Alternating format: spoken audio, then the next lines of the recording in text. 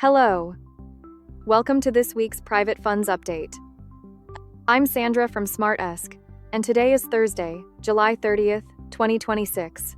Let's dive in. We begin with the CFTC's proposed rulemaking on prediction markets, public interest determinations, which seeks to establish a 90-day review framework for event contracts. Public comments have poured in, revealing a sharp, multi-sided clash.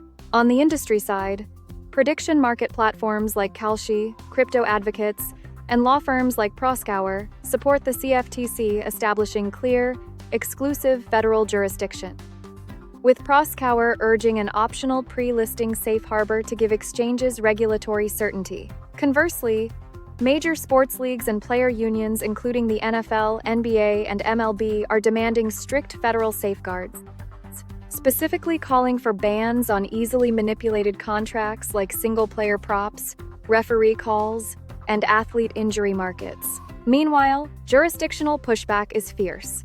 A coalition of 44 state attorneys general and Senate leaders representing tribal nations argue the CFTC is usurping state and tribal gaming authority. Public interest watchdogs like Public Citizen and Better Markets are going even further, urging an outright ban on political and sports derivatives. Crossing the Atlantic, HM Revenue and Customs is working through a major consultation on the tax treatment of U.S. LLCs and reverse hybrids.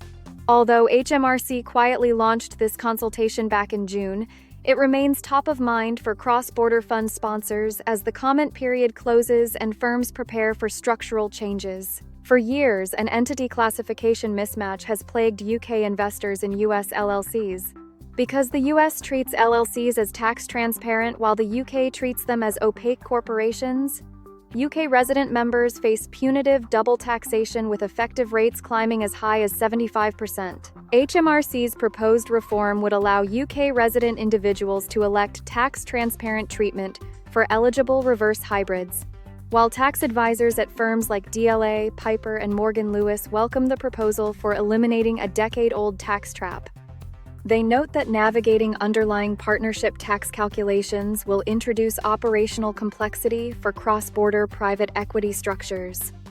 Finally, IRS and Treasury officials sent ripples through Wall Street during a Wall Street Tax Association seminar, issuing a clear warning against tax-aware ETF strategies deemed too good to be true.